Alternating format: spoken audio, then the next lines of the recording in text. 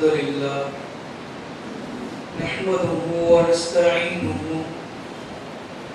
من يهده الله فلا مضل له ومن يضلل فلا هادي له وأشهد أن لا إله إلا الله وحده لا شريك له وأشهد أن محمدا عبده ورسوله أما بعد أعوذ بالله من الشيطان الرجيم يا أيها الذين آمنوا اتقوا الله حق تقاته ولا تموتن إلا وأنتم مسلمون يا أيها الناس اتقوا ربكم الذي خلقكم من نفس واحدة وخلق منها زوجها وبث منهما رجالا كثيرا ونساء واتقوا الله الذي تساءلون به والأرحام إن الله كان عليكم رقيبا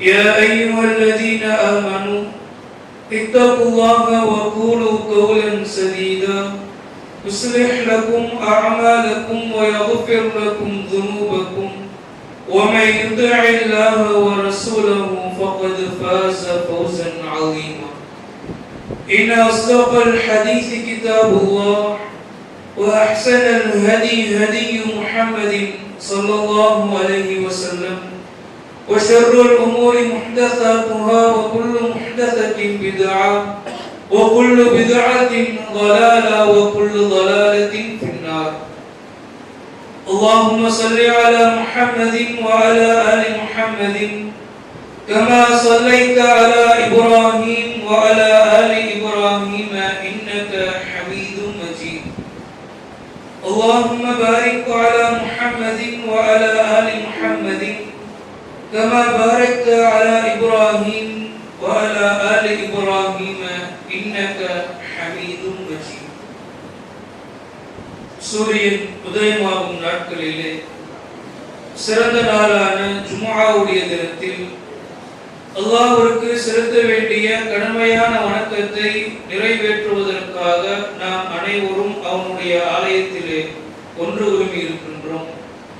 அந்த ஏக இறைவன் வல்ல நாயகன் அல்லாஹ் ஒருவனுக்கு எல்லா புகழும், அவனுடைய அன்பும் அருளும் வற்றாத பெருங்கருணையும் உலகிலே தோன்றிய அனைத்து நபிமார்களின் மீதும் அவர்களிலே இறுதியாக வந்த அகிலத்தாருக்கோர் அருட்கொடை நம்முடைய தலைவர் நமது உயிரினும் மேலான முஹம்மது ரசூலுல்லாஹ் ஸல்லல்லாஹு அலைஹி வஸல்லம் அவர்களின் மீதும் அவர்களை அப்படியே பின்பற்றி வாழ்ந்து மறைந்த அனைத்து நல்லடியார்களின் மீதும் குறிப்பாக இந்த ஜும்ஆவுடைய தினத்திலே இங்கே வந்திருக்கக்கூடிய இன்னும் வர இருக்கக்கூடிய அனைவரின் மீதும் என்றென்றும் நின்று நிலவட்டுமாக என்ற பிரார்த்தனையோடு இந்த ஜும்ஆவுடைய உரையை ஆரம்பம் செய்கின்றோம்.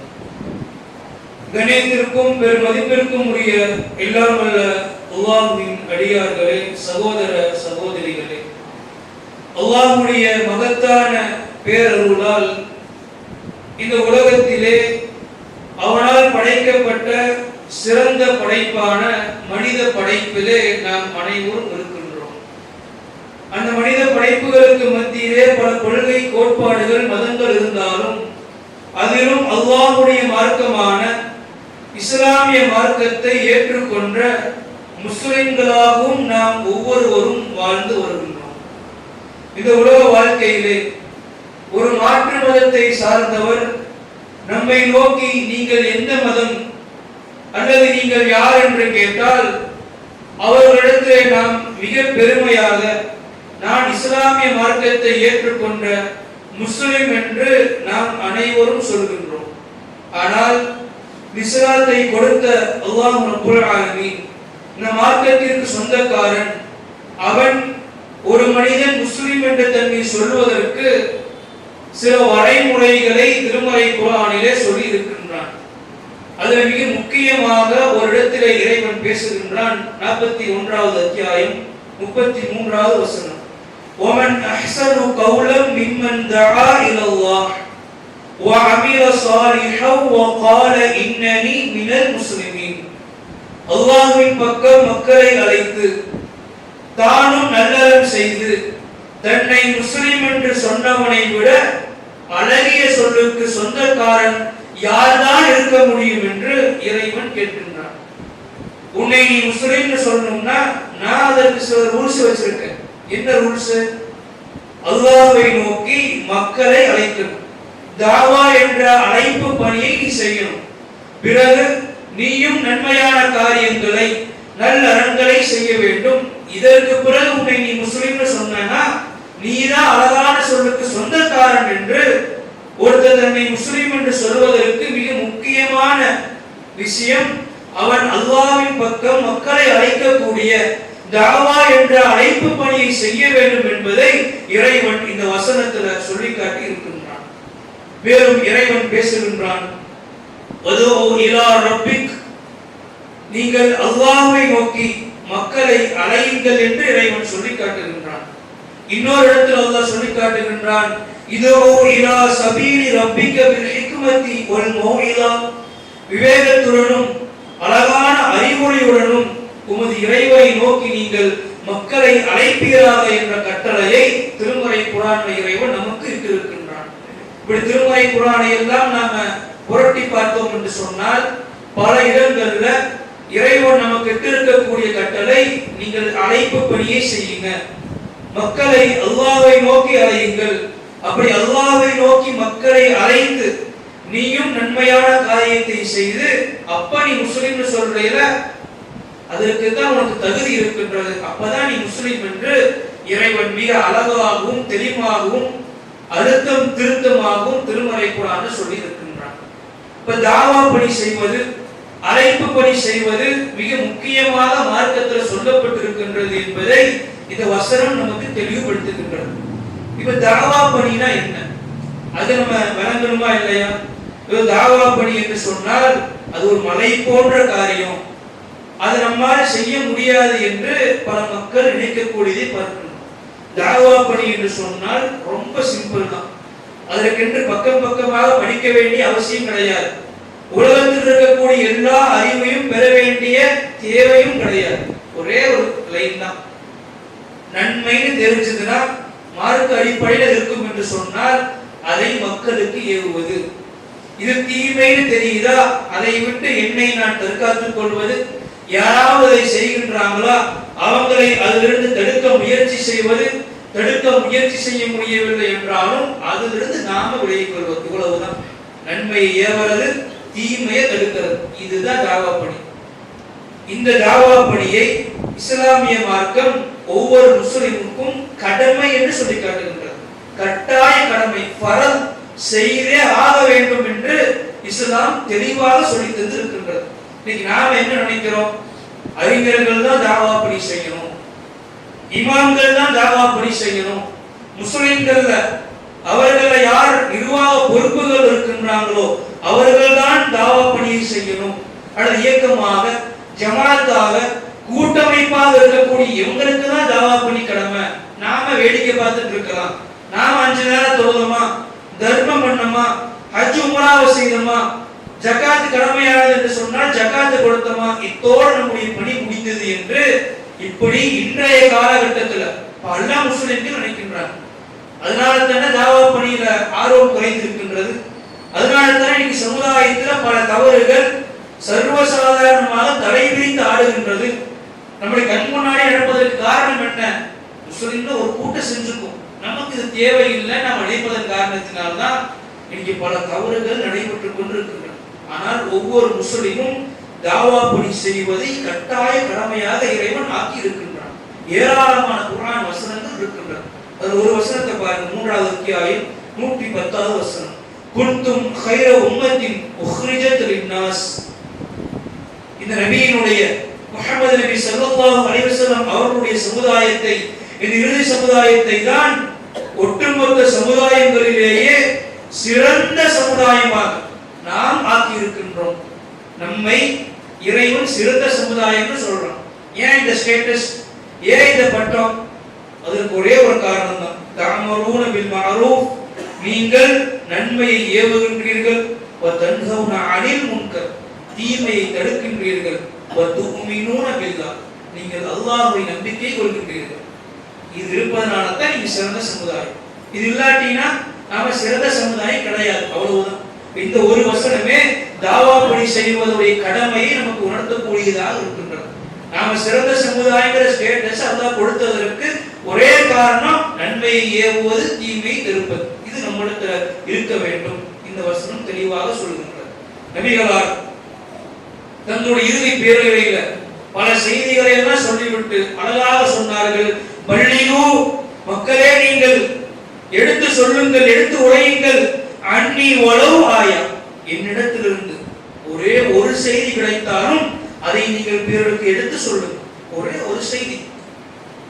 மது ஹராம், இது மட்டும் உனக்கு தெரியுதா? இது மக்களிடத்தில் எடுத்து சொல்லு. வட்டி ஹராம், அது மட்டும் தான் உனக்கு தெரியும், அதை மக்களிடத்தில் எடுத்து சொல்லு. தொழுவதில் பல நன்மைகள் இருக்கின்றது, இந்த ஒரு ரைட் தான் உனக்கு தெரியும், அதை மக்களிடத்தில் எடுத்து சொல்லு என்று ஒரே ஒரு செய்தி உனக்கு தெரிஞ்சாலும் நீ மக்களிடத்தில் எடுத்து சொல்லணும். நபிகளார் இறுதி பேருரையை அழகாக சொல்லியிருக்காங்க. புகாரியில 3461வது செய்தியாக இதை பார்க்கிறோம். இன்னும் எந்த அளவுக்கு இந்த தாவா பணி கடமை என்பதை நபிகளாருடைய ஒரு செய்தியை அப்துல்லா இப்னு மஸ்ஊத் ரலியல்லாஹு அன்ஹு அவர்கள் பின்னாடி ஒரு காலகட்டத்தில் உணர்த்துகின்றார்.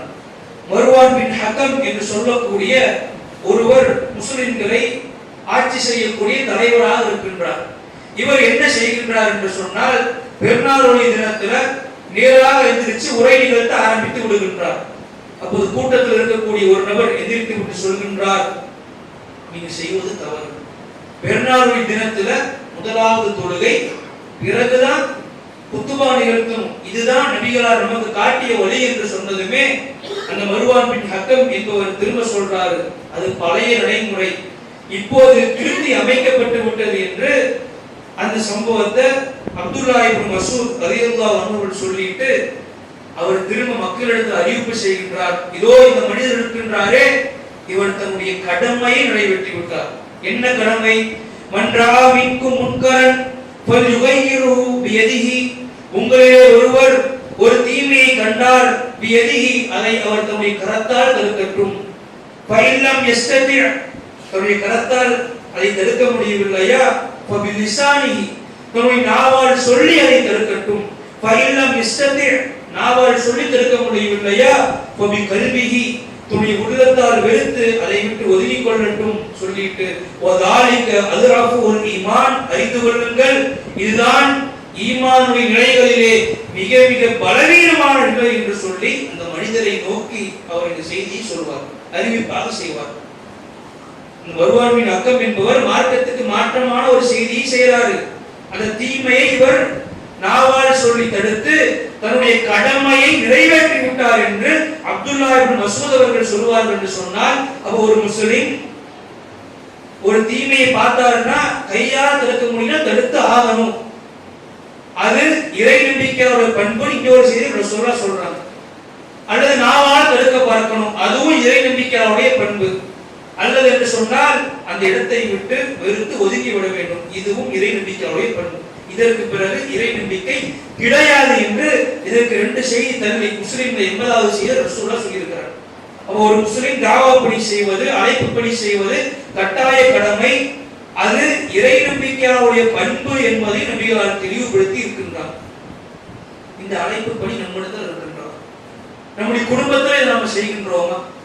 வீட்டில் ஒரு தவறு நடக்கின்றது, சீரியல்கள் பார்க்கிறாங்க, சினிமாக்கள் பார்க்கிறாங்க, சினிமா பாடல்களை பார்க்கிறார்கள், பிள்ளைகள் போன்ல தேவையில்லாம பல மணி நேரங்கள் கழிக்கின்றாங்க, தொழுகாம இருக்கிறாங்க, திருமறை குர்ஆனை ஓதுவதை விட வேறு பல புத்தகங்களை படிப்பதற்கு ஆர்வத்தை கொடுக்கின்றார்கள். நம்முடைய வீட்டில் புகைப்பிடிக்கக்கூடிய எத்தனை பெரியவர்கள் இருக்கின்றார்கள். அடுக்கிக் கொண்டே போகிறோம் தவிர இதை பார்த்துட்டு வெறுத்தா சொதுக்கணுமா? கையால தடுப்பதற்கு அதிகாரம் இருக்குது, தடுப்பது கிடையாது. நாவால் தடுப்பதற்கு அதிகாரம் இருக்குது, அப்போதும் தடுப்பது கிடையாது. வெறுத்தா சொதுக்கணுமா?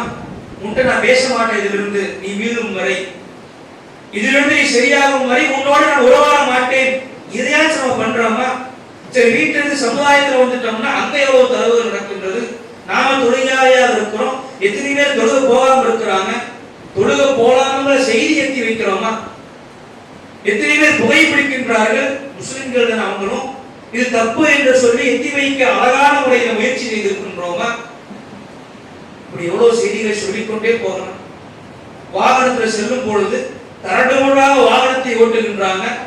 அதை சரி செய்வதற்கு ஏதாச்சும் அது தவறு தானே, முயற்சியை மேற்கொள்கின்றோமா? நம்ம கேட்டுக்கொள்ளும் நன்மை நாமே என்ன நன்மை ஏறுறோம், என்ன தீமை தடுக்கிறோம், அது கடமை தானே, அதை செய்யறோமா? எப்படி ஐவேளை தொழுகை கடமையோ அது போல இந்த நன்மை ஏவை தீமை செய்யக்கூடிய அழைப்பு பணி என்பது நம் எல்லாருடைய பணியாக இருக்கின்றது. அதை நாம் செய்கின்றோமா என்று நம்மை நாமே கேட்டுக்கொள்றோம். அல்லாஹ் ரப்பல் ஆலமீன் இந்த கடமைன்னு சொன்னா மட்டும் பரவாயில்லை, இதை நீ செய்யாம விட்டீங்கன்னா ஒருவேளை உனக்கு விளைவுகள் கூட கடுமையாக ஏற்படலாம் என்பதற்கு ஒரு சம்பவத்தை திருமறைக்கான உதாரணமாக அதை சொல்றோம். 7வது அத்தியாயம் 163 முதல் 167 வசனங்கள் எடுத்து படிச்சு பாருங்க. ஒரு கூட்டத்தாருக்கு இறைவன் சனிக்கிழமை மீன் பிடிப்பதை தடை செய்கின்றான். தடை செஞ்சுட்டு மற்ற நாட்களை விட சனிக்கிழமை தான் மீன் அதிகமாக வருவதை போலும் அதை ஒரு செட்டப்பா பண்றான். என்ன பண்றான் இவன்? நம்ம சொன்னதை செய்யறானா மாற்றம் செய்யறான்னு பாக்குறான். அதுல பல மக்கள் இறைவனுக்கு மாற்றம் செய்து சனிக்கிழமை மீன் பிடிக்க போறாங்க. அப்போது சில கூட்டத்தார் இது அல்லாஹ் தடுத்த காரியம், இதை நீங்க செய்யாம விலகிக் கொள்ளுங்க என்று சொல்லி சில பேர் தீமையை தடுக்கிறாங்க, தாவா பணி செய்யறாங்க. அப்ப இன்னொரு சில கூட்டத்தார் அவங்க என்ன செய்யறாங்கன்னா, நமக்கு எதுக்கு வம்பு, நாம மீன் பிடிக்கவும் வேண்டாம், அவங்கள்ட்ட தவறுன்னு சொல்லி தாவா பணி செய்ய வேண்டாம், பேசாம இருந்துருவோம் இன்னொரு கூட்டத்தார் முடிவு செய்யறாங்க. அல்லாஹ் ரப்பல் ஆலமீன் திருமறைக்கான சொல்லி காட்டுகின்றான். பலமா நசூமா துகருபிஹி, நமக்கு சொல்லப்பட்ட அறிவுரையை அவர்கள் மறுத்த போது அஞ்சைனல்லதீன யன்ஹவுன அனிஸ்ஸு, யார் தீமையை தடுத்து அழைப்பு பணி செய்தார்களோ அவர்களை நாம் காப்பாற்றினோம். வ அகதுனல்லதீன ஸலமு பி அதாபின் பஈஸின் பிமா கானூ யஃப்ஸுகூன், அநியாயம் செய்தோரையும் அவர்கள் பாவம் செய்து கொண்டிருந்ததின் காரணமாக கடுமையான வேதனையில் பிடித்தோம் என்று சொல்லி இந்த தவறை யாரெல்லாம் செஞ்சாங்களோ அவங்களையும் நம்ம தண்டித்தோம். யார் அதை தட்டி கேட்காம அழைப்பு பணி செய்யாம இருந்தாங்களோ அவங்களையும் கூட சேர்த்து தண்டித்தோம். அழைப்பு பணி செஞ்சவங்களை மட்டும் நம்ம விட்டு விட்டோம் என்று சொல்லி அழைப்பு பணி செய்யாம இருந்தீங்க என்று சொன்னால் என்னுடைய தண்டனை இறங்கும். என்ன தண்டனை அல்லாஹ் கொடுத்தான்? அடுத்த வசனத்தில் அல்லாஹ் சொல்லி காட்டுகின்றான், அவர்களை நாம இழிந்த குரங்குகளாக மாற்றிவிட்டோம். குரங்கு கூட்டமாக அந்த தவறை செய்தவர்களையும் அழைப்பு பணி செய்யாமல் இருந்தவர்களையும் மாற்றிவிட்டோம். மேலும் அல்லாஹ் சொல்லி காட்டுகின்றான், மறுமை வரை என்னிடத்திலிருந்து அவர்களுக்கு வேதனை வந்து கொண்டே இருக்கும் என்பதையும் நாம் அவர்களுக்கு அறிவித்தோம் என்று சொல்லி இறைவன் சொல்லி காட்டுவான் என்று சொன்னால் தாவா பணி செய்யாமல் இருந்தாலும் பிரச்சனை. நீங்க அப்படியே உலகத்துல ஸ்மூத்தா போயிட்டு இருக்க நம்ம நினைப்போம், ஒருவேளை இறைவன் தாவா பணி செய்யாதவர்களை பிடிக்க நாடிட்டானா அந்த சமுதாயத்தை தான் குரங்காக மாற்றினான். நமக்கு இறைவன் எப்பேற்பட்ட தண்டனைகளை வேணா கொடுக்கலாம் என்பதை எச்சரிக்கையாக எடுத்துக்கொண்டு தாவா பணியின் முக்கியத்துவத்தை உணர வேண்டும் என்பதை இந்த செய்தி நமக்கு தெளிவுபடுத்தும். அது மட்டுமல்ல, தாவா பணி செய்வதற்கு மிகப்பெரிய சன்மானத்தை எல்லாம் தருகின்றான். ஒரு தவறை நீங்க திருத்தினீங்களா மிகப்பெரிய சன்மானம். ஒருத்தர் நன்மையின் பக்கம் அழைக்கின்றீர்களா அதற்கு மிகப்பெரிய கூலி தருகின்றேன் இறைவன் சொல்லி காட்டுகின்றான். ஒருத்தக்கும் மின்கும் உம்மத்து எதிரான இலல் கைர், உங்களிடத்திலே ஒரு சமுதாயம் இருக்கட்டும், அவர்கள் நன்மையை அதிகமாக ஏவட்டும், நன்மையை செய்யட்டும். வயன்வருன பில் மஅரூஃப் வயன்ஹவுன அனில் முன்கர், மக்களிடத்தில் நன்மையை ஏவி தீமையை தடுக்கட்டும். உலாயிக உமல் முஃப்லிஹூன், அவர்கள்தான் வெற்றியாளர்கள். வெற்றியாளர்கள்னா அவர்கள்தான் சொர்க்கவாசிகள் என்று அழைப்பு பணி செய்யக்கூடியவர்களுக்கு இறைவன் சொர்க்கம் இருக்கின்றது என்று அல்லாஹ் சொல்லி காட்டுகின்றான். நபிகள் நாயகம் ஸல்லல்லாஹு அலைஹி வஸல்லம் அவர்கள் கைபர் போர்க்களம், யூதர்களுக்கு எதிரான ஒரு போர்க்களம், அதிகாலை நேரத்திலே நபிகள் நாயகம் ஸல்லல்லாஹு அலைஹி வஸல்லம் அவர்கள் அந்த போர்க்களத்தில் தளபதி பொறுப்பை அலி ரலியல்லாஹு அன்ஹு இடத்தில் கொடுத்து விட்டு போர்க்களத்தில் ரசூலுல்லாஹ் எப்படி நடக்கும்னு சில உபதேசங்களை செய்வாங்க. போர்க்களமாக இருந்தாலும் எடுத்ததுமே எதிரியை வெட்டிறார், உள்ள போய் அழைப்பு பணி செய். எப்பேற்பட்ட வார்த்தைகள்னு பாரு. இன்னைக்கு நேரம் இல்லை, வியாபாரத்தில் இருக்கின்றோம், குடும்பத்தோட நேரத்தை செலவழிக்க எதோ சொல்றோம்ல, ரசூலுல்லாஹ் எங்க சொல்றாங்க? போர்க்களம் சட்டு அசங்கம்னா அவன் தலையை வெட்டி வீசிட்டு போய்கிட்டே இருப்பான். அந்த இடத்துல ரசூலுல்லாஹ் சொல்றாங்க, எடுத்ததுமே எதிரி நீ கொன்றாத, அவன் வாளை எடுக்கும் வரை நீ திரும்ப எடுக்காத, அவரிடத்துல என்ன செய்ய, தாவா பணி, அழைப்பு பணி செய்ய என்று எல்லா போர்க்களத்திலும் சொல்லுவாங்க. இந்த ஹைபருடைய யுத்த களத்துல நபிகள் சொல்லி காட்டுறாங்க, வல்லாஹி லா இல்லா யஹ்தி அல்லாஹு பிக ரஜுலுன் வாஹித், அல்லாஹ்வின் மீது ஆணையாக அல்லது என்னுடைய உயிர் எவனது கைவசம் இருக்குமோ அந்த இறைவனின் மீது ஆணையாக உங்களின் மூலமாக ஒரே ஒரு மனிதன் நேர்வழி பெறுவது என்பது கைருல் லக்க மின் ஐ யகூன லக்க ஹுமுருன் நஈம். அரபுகள் மிக பெரியதாக கருதக்கூடிய, சிறப்பு மிக்கதாக கருதக்கூடிய சிவப்பு ஒட்டகங்களை பெறுவதை விட அது சிறந்தது என்று சொல்லி நபிகள் நாயகம் ஸல்லல்லாஹு அலைஹி வஸல்லம் அவர்கள் தாவா பணியின் முக்கியத்துவத்தை போர்க்களத்தில் சொல்வதற்கு முன்பாக அறிவு செய்கின்றார். எப்பேற்பட்ட நன்மை அது இருக்கின்றது என்பதை இந்த செய்தி நமக்கு தெளிவுபடுத்துகின்றது. வேறும் நபிகள் சொன்னார்கள், மன் தல்ல அலா கைரி வலஹு மிஸ்லு அஜ்ரி ஃபாயிலி, நன்மைக்கு வழிகாட்டியவருக்கு அதை யார் செய்கின்றாரோ அது போன்ற கூலி கிடைக்கும் என்று நபிகள் சொல்லி காட்டுகின்றார். ஒருத்தர் தொழுகாமே இருக்காரு, அவருக்கு தொழுகைக்காக வேண்டி வழிகாட்டினோம் என்று சொன்னால் அவர் தொழுதாருன்னா அந்த நன்மை நாம வழிகாட்டினோம்ல நமக்கும் வரும். இப்படி எந்த நன்மைக்கு நீங்க வழிகாட்டினாலும், அது எதற்கு உதவி செய்தாலும், எதற்கு பொருளாதாரத்தை கொடுத்தாலும் அவங்க செய்யக்கூடிய நன்மை நமக்கும் வந்து கொண்டே இருக்கும் என்று இந்த தாவா பணி என்பது முடிவில்லாமல் இந்த நிரந்தர நன்மைன்னு சொல்லுவாங்கல்ல, மௌத்தா போனாலும் கூட நமக்கு நன்மை வந்து கொண்டே இருக்கும். இப்பேற்பட்ட நன்மைகள் இருக்கின்றது. இப்படி ஏராளமான செய்திகள் ஜும்மால சொல்வதற்கு நேரம் இல்லை. பல செய்திகள் இந்த அழைப்பு பணியுடைய முக்கியத்துவத்தை, அது கடமை என்பதை, அதனால் ஏற்படக்கூடிய நன்மைகளை நமக்கு சொல்லக்கூடியதாக இருக்கின்றது. நேரத்தை கருதி சில செய்திகளை சொல்லியிருக்கிறோம். இன்னைக்கு முஸ்லிம்களிடத்துல இந்த தாவா பணியில் இருக்கக்கூடிய மிகப்பெரிய பிரச்சனை என்ன தெரியுமா? நபிகளார் அப்படி தாவா செஞ்சாங்க, சஹாபாக்கள் இப்படி செய்தார்கள் எல்லாம் சொல்லும் போது அதை கேட்டுட்டு அந்த காலம் வேற பை, அவங்க இருக்கக்கூடிய இறையச்சம் வேற, அவங்க அல்லாஹ்வுடைய தூதர், சஹாபாக்கள் இறையச்சம் அது வேற என்று இப்படி சொல்லக்கூடியதை பார்க்கணும். சரி, அந்த சம்பவங்களை எல்லாம் நாம வச்சிரும், அதுதான் நமக்கு மிகப்பெரிய முன்மாதிரி. இந்த காலகட்டத்தில் தாவா அப்படி செஞ்சிருப்பாங்களா இல்லையா? அதை நம்ம முன்மாதிரியா எடுத்துக்கொள்ள முடியுமா இல்லையா? இந்த காலகட்டத்தில் நம்முடைய சமகாலத்துல இதே 20ஆம் நூற்றாண்டுல தாவா செய்தவர்களுடைய முன்மாதிரி இருக்கும்ல, அதை பாடமாக எடுத்து நம்ம செய்ய முடியுமா இல்லையா? அப்படி செய்த ஒரு மனிதர் தான் குறியூர் முஹம்மது அலி ஜின்னா என்று சொல்லக்கூடிய ஒரு மனிதர். ஒரு நீண்ட ஒரு வரலாறு சுருக்கமாக சொல்றோம். இவர் 1930 பிறக்கின்றார். பிறக்கும் பொழுது முஸ்லிம் கிடையாது. இவருடைய பெயர் சிறையன், தாழ்த்தப்பட்ட ஒரு சமுதாயத்தில் இருக்கின்றார், இந்து மதத்தை சார்ந்தவர். 1930கள் அதற்கு பிற்கால இருக்கக்கூடிய டைமான எடுத்து பார்த்தீங்கன்னா இந்த சாதி வெறி என்பது தலைவிரித்து ஆடியது. இன்னைக்கு கூட இருக்குதா இல்லையா? சில நாட்களுக்கு முன்பாக கூட ஆணவ கொலை என்று கேள்விப்பட்டிருக்கும். இன்னைக்கு இந்த அளவுக்கு இருக்குது. இதை விட கடுமையான பல மடங்கு இந்த சாதி வெறி என்பது இருந்தது. எந்த அளவுக்கு என்று சொன்னால், இவர் போலீஸாக ஒரு இடத்துல பணிபுரிகின்றார். அங்க இந்த போலீஸ் என்றும் பாராமல் ஒரு சாதி பெயரை சொல்லிதான் அழைப்பாங்க. அப்படி ஒரு கட்டத்தில் அழைக்கும் பொழுது இவர் உயர் அதிகாரியை அடித்த காரணத்தினால் இந்த போலீஸ் வேலையிலிருந்து ஒரு சஸ்பெண்ட் பண்ணிடுறாங்க. பிறகு இவர் பல இயக்கங்களில் சேருகின்றார், சாதிக்கு எதிராக முழக்கமிடுகின்றார், மிகப்பெரிய ஒரு தலைவராக ஒரு உருவெடுக்கின்றார். அப்போ இந்துவாகத்தான் இருக்கிறார். ஆனா இந்து மதம் இப்படி சாதியை ஆதரிக்கின்றது என்று சொல்லி அதிலிருந்து வெளியேறி ஒரு நாத்திகனாக மாறி அப்போ மக்கள் தலைவராக, மக்களுக்கு சேவை செய்யக்கூடியவராக இருக்கின்றாரு.